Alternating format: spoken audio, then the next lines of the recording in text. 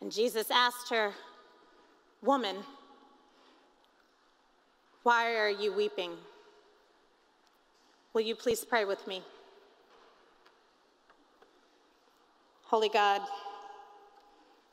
I don't know what burdens the people in this space, the people worshiping with us, are carrying right now. But I do know that you intend for them to be lifted. And so I pray that the words of my mouth and the meditations of all of our hearts are acceptable to you, O God, our rock and our Redeemer. Amen.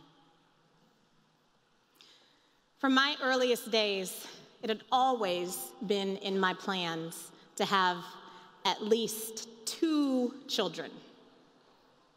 And we have one, and she is our heart. But when I'm honest, I have to admit that I'm terrified to have another. Because the last time I tried to, it almost killed me. And one of the most wonderful things about being a pastor is that I get to know something about your stories. And I know that in the sanctuary right now, and with the people who are online, there are people here who have had experiences that you thought you would not survive. You've known what it's like to kiss death. And you've also known what it was like to walk away from it. And my own experience of this so far has me running scared from being pregnant again. And plus, there is solid research that giving birth is especially dangerous and deadly even for Black women of any economic level. You can't educate yourself out of this. Any amount of physical fitness or income level. And it's because health providers tend to be not willing to listen to our bodies and our words. Many of you have heard the story of Serena Williams when she was in the hospital, and this is a woman who, like, more than anyone else would know her body, right? And so just after she had given birth, she had had a C-section, so she was being observed in the hospital. And she started to feel the symptoms of what she knew could be a pulmonary embolism because she'd had one before, and it almost killed her. And so she went out into the hallway and stumbled out there, and she knew it was coming. She felt the symptoms. She knew her body, and she said to a nurse, "I need an IV of heparin and a CT scan stat." And the nurse said, "Oh," whatever she said dismissively. And they did an ultrasound instead of a CT for some reason, and put her life at risk at not listening to her. But this was Serena Williams, and she had all the money in the world, and she had the best care, allegedly, and wasn't listened to. And as we're not listened to, in whatever our stations are, we become vulnerable, right? And as women like me, and like many people here have experienced, we know what it's like not to be listened to and not to be taken seriously.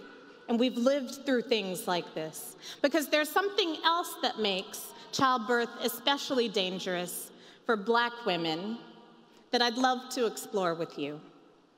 And what I'm gonna do in this, because you're like, why talk so much about Black women? I'm not a Black woman, some of you. But what I'm gonna do here is I'm gonna take the particularity of Black women's stories and expand it to help us understand a particular lens of what Jesus did. All right, so come with me. So I want to tell you about 2 new things that I learned in researching this. One, and I'm going to ask you to repeat after me, is called allostatic load. Allostatic load, can you say that? I want you to remember this, allostatic load. And the second thing is called epigenetic, can you say that word? Epigenetic trauma. Epigenetic trauma. Now, allostatic load has to do with how we respond to life or death threats. And as you probably know, when you feel threatened, your body kicks into a reptilian response, right? And so that's called the fight or flight. and you figure out because you think your life is in danger or your body is responding as if your life is in danger, and it releases certain hormones to carry you through that moment. And those hormones help you to fight harder, and the hormones help you to run faster. So we fight and we run, and hopefully we survive. All of you have, each time you've been through this, obviously. And when the threat recedes, our body then releases some other hormones to bring us back down to the normal state. And the back and forth of those hormonal highs and lows is called allostasis. But here's the thing. It turns out that any person who faces oppression, whether personal or systemic, a person who faces consistent violence or abuse has experienced far more than their share of that allostatic balancing act. And this has a cumulative effect, thus the allostatic load we carry. And as you can imagine, this has public health consequences and it has spiritual consequences. Because Black women's bodies, for example, are under consistent physical threat. And of course, it's not just us. And what public health researchers have started to find is that there are ways to actually measure what this does and the ways that it shows up. And there's something called the Everyday Discrimination Scale. And it helps to measure risks to our health by asking questions like, in your day-to-day life, how often do any of the following things happen to you? 1, you are treated with less courtesy than other people are. That ups your allostatic load. You're treated with less respect than other people are. You receive poorer service than other people at restaurants or stores. People act like they think you're not smart. People act like they're afraid of you. People act as if they think you're dishonest. People act as if they think they're better than you. You are called names or insulted. You're threatened or harassed. And there are clear, measurable links between the frequency of those experiences and our body's abilities to actually heal ourselves. Now, you know your story. And as I mention this, maybe you can start to put together, if you haven't already, just what kind of load you're carrying. And you also know what you have done to cope with this. Because it's not unusual that when the load gets to be too much, we might try to balance this out chemically. We might eat too much or let off steam with other behaviors that could put us at risk. And an excessive load weathers us and makes what could be an ordinary challenge extraordinarily dangerous. And then that second component I wanted to explore with you was the epigenetic trauma. And so what they discovered in 2 very telling stories was that controlling for other factors, the children of Civil War prisoners and the children of Holocaust survivors, people who were not even alive during either of those events, tragedies, their children lived shorter lives than their contemporaries whose parents hadn't undergone that trauma. And in this emerging field of scientific study, what researchers have discovered is something that we may have already sort of known intuitively, which is this, that we can inherit trauma in such a way that it affects our health. So as many of you know, I read history and theology and the entire biblical narrative through what we call a womanist lens. And what this means is that I believe the womanists who claim that the particularity of Black women's experiences can teach us something about what Jesus was up to in his ministry. Because here's the truth. When you read about Jesus, who while being divine was also actually human, a man who had blood and flesh, what you see is that there's no way he didn't suffer from far more than his share of allostatic load and epigenetic trauma. Have you ever thought about what Jesus himself would have inherited from his mama? Just think about it. He was born a minority, on the run, in a territory at the time occupied by the Roman Empire, but in an area that had been under war and conflict for generations. There were always people trying to pass through the Holy Land to get somewhere else as conquering forces. And what that means is that the people who lived there, like his ancestors, his mama's ancestors, had been through enslavement. They had been through exile. They had been through everything, occupation. And that trauma would be a trauma Jesus inherited. And then remember that in his actual lifetime, he was constantly run out of town, more times than the Bible even bothers to manage, but to count. But we do know that he would wipe his sandals from the dust from his sandals because it was so hard. And he was at consistent risk for his message of radical love and healing that challenged everything about the hegemonic structures that had tried to keep him in line, and he wouldn't listen until they realized that they couldn't keep him in line. And the crucifixion, folks, was not the first time they tried to kill Jesus. As he fled the ruling powers again and again, God, for the first time, actually personally experienced the allostasis mixed with his inherited trauma. But then, what's so beautiful about it is that he gave us instruction in how to deal with it. Because he taught us how to respond to the traumas he himself knew. Do you remember what he did every time? He would retreat to the countryside. He'd climb a mountain or a hill. And towards the end, it was so clear to him, he knew that they were coming for him. And he knew what was going to happen and how to accomplish his stasis too. So he had a good meal with his friends, requiring them to keep up the practice, which is what we do at the altar. And get this, in one of Jesus's most radical commandments, do this, he was requiring the disciples to take their joy seriously.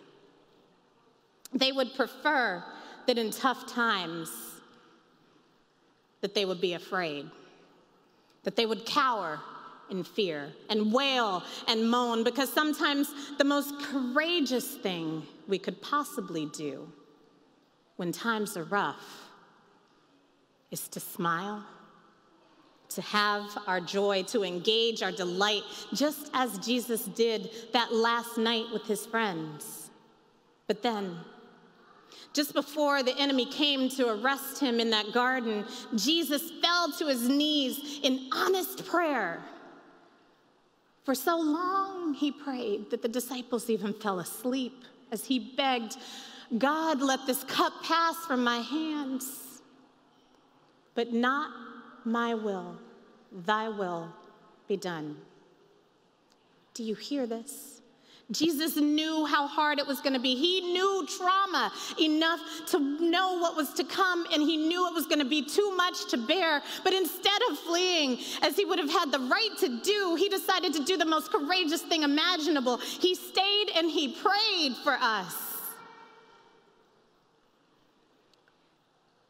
And for most of the disciples, as they watched him, this would be the last they saw of him.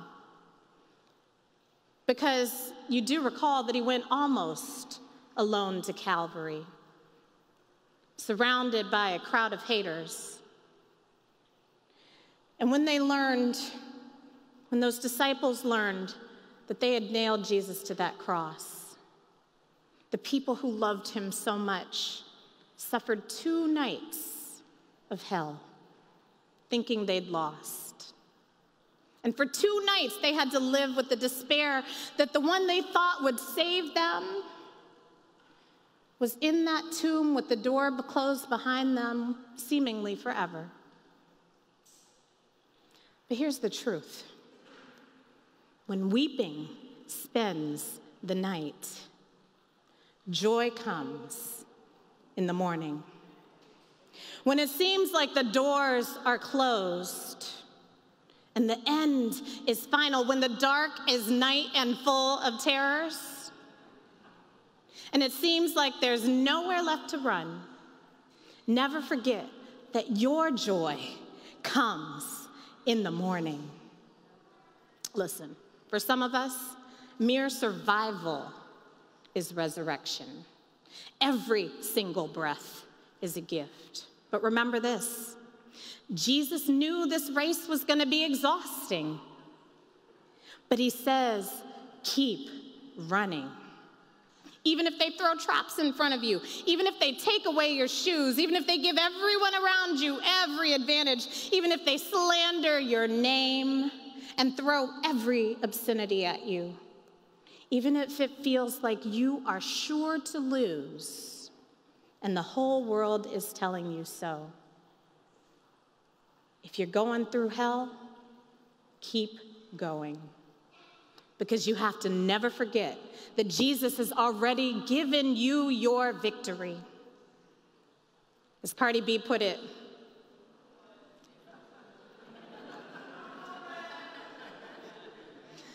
I look myself in the mirror and say, we gonna win. Knock me down 9 times, but I get up. Knock me down 9 times, but I get up. Knock me down 9 times, but I get up. You didn't know you were gonna get Cardi up in here. You're about to get Beyonce too. Because there's no one, no thing, no force, no law, no word, no action, and nothing in all of creation that can take away your victory. And when you forget, when it feels like you just can't make it, come home. Come home to Jesus. Come home to your joy, just like on the 3rd day, Jesus came home to us. Fall on your knees with your face to the risen Son, and then get up. Get up. And I invite you to get up now, because the victory is yours, and you are victorious ones. I know the race is hard, woo, and your mic might fall off, and they may try to take away your joy, but you still have it, folks. You can run this race. The victory is yours. And never forget, in the words of the Queen Bee,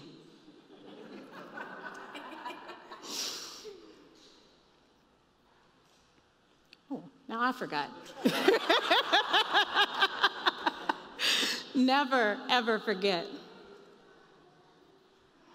that when they, oh Lord, now I've actually forgotten. Never forget your victory is yours.